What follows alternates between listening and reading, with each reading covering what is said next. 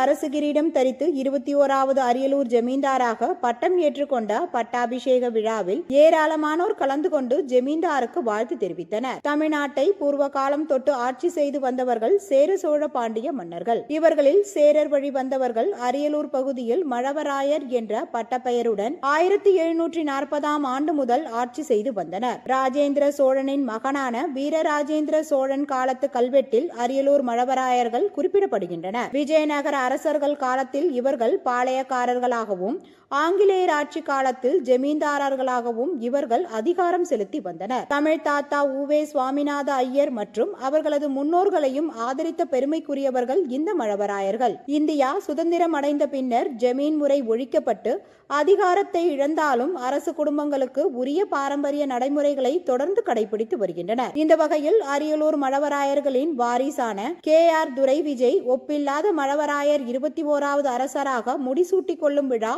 அரியலூர் மழவராயர்களின் குலதெய்வ கோவிலான ஒப்பில்லாத அம்மன் கோவிலில் பட்டாபிஷேகம் நடைபெற்றது.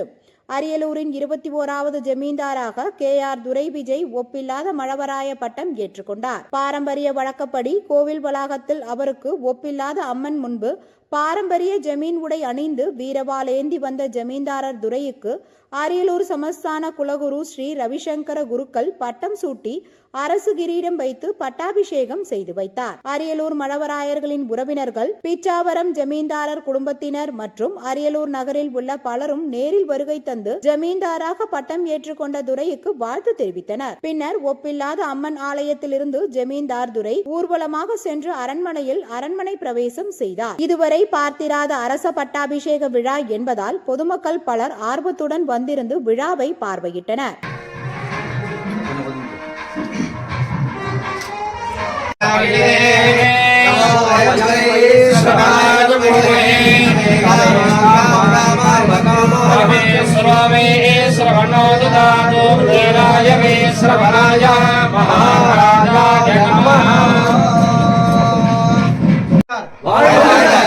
துரை விஜய் ஒப்பில்லாத மழவராய நயினார்.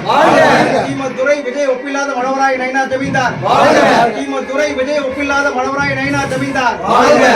துரை விஜய் ஒப்பில்லாத